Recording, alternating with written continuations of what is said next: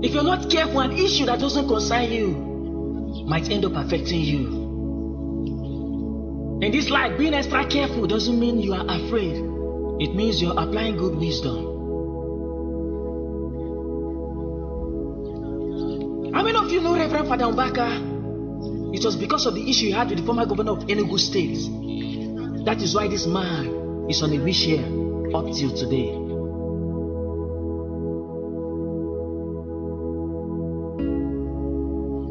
Reverend Father Mbaka is a man of God who got deeply involved in politics. He always speaks his mind. The way you and Atiku He doesn't hold back. are moving will end in shame.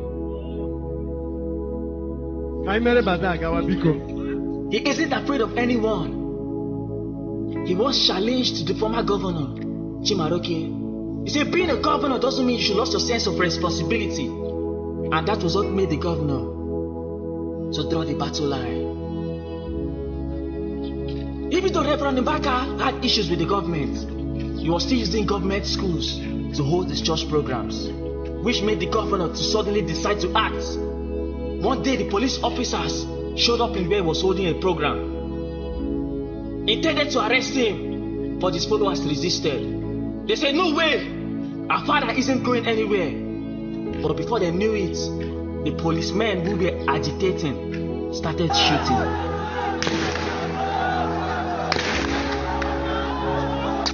There was this 13-year-old innocent boy at school that day. He had no idea that day would change his life forever. He could never imagine that an issue between two different persons would lead him to the situation where he is today.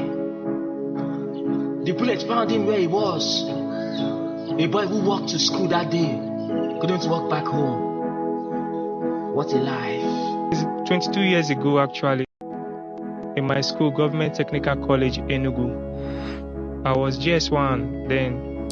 We were preparing to write our first exam in secondary school, and there was this dispute between Governor Chimaroke Namani, which is also a senator, then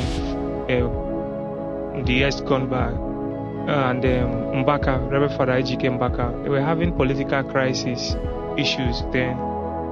So, and Mbaka was using our school field for his every Wednesday adoration then.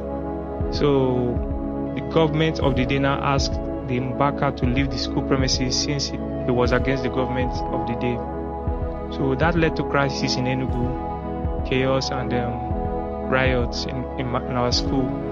So the governor asked the mobile police to come to, I don't know, maybe to put things in order. I don't know what happened, but it resulted to riot, and they started shooting.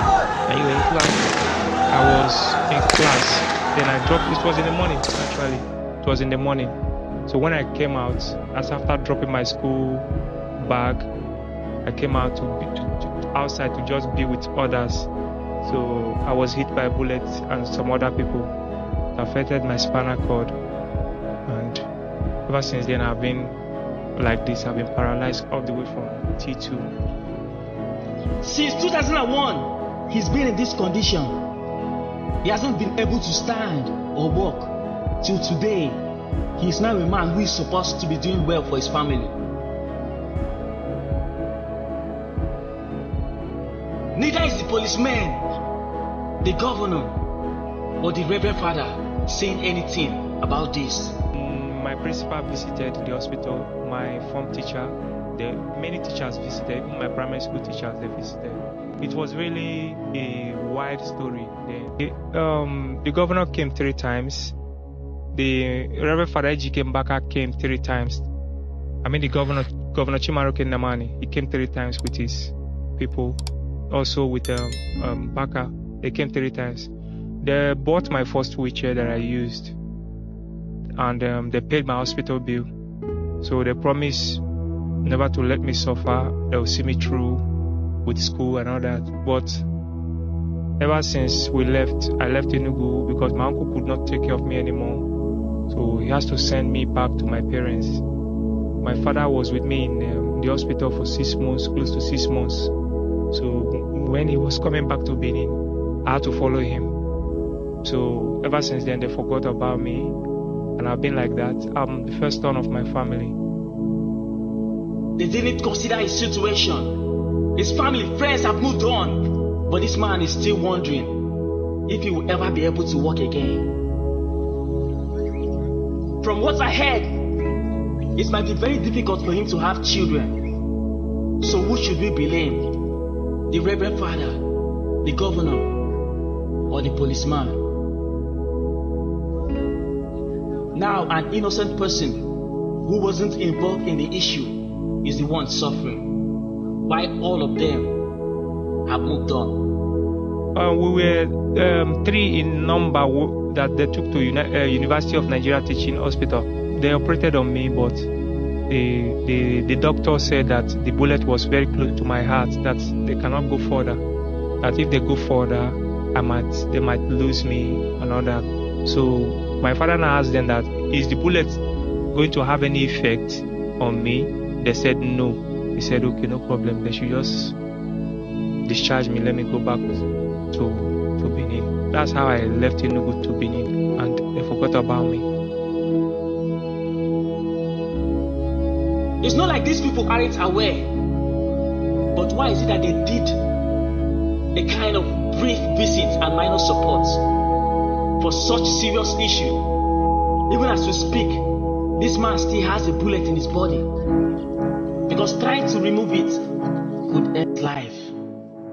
So I'm living with it, the pain alone, depression every day of my life. The major thing now is I'm getting older. I'm now 36, because when it happened to me, I was 13. I turned 14 that same year in the hospital, so May 20th. Now I'm 36 now. I've been in several relationships. They are liking me even though I'm on wheelchair, but I cannot father a child. You understand? Because it affected me up to that point. So that's why I'm coming out. So they should just remember me and do something so that my life will not be a total waste. If I should go into any business now, it's going to be fishery, fish pond business, and having a spot where they do this pepper soup stuff and something. That's what I'm trying. I don't have the capacity to go to where I want to go at will. You understand? So that one is another big thing. And also, if you should look at that issue of fathering a child, it can be done medically. Okay, it can be done medically if I have hands that will come. If I, like Chimaroke and the Enugu state government, Reverend Father Mbaka, they can fly me abroad to do something with me. It's possible. A man whose life was changed is still begging for help, but he was victimized.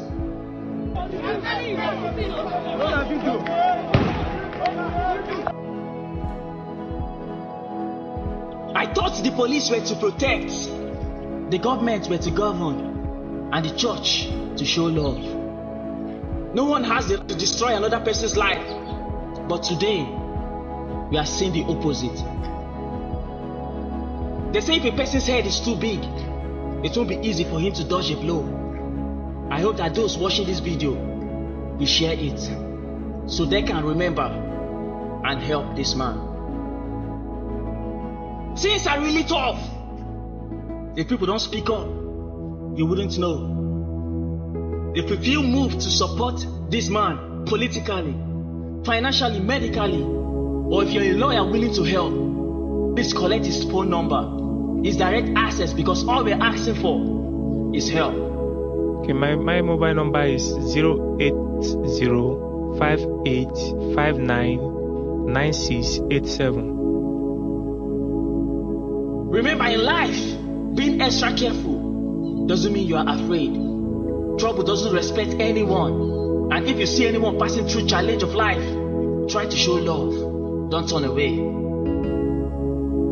My name is Timsy. I don't have muscle, but I have a voice. I rest my case.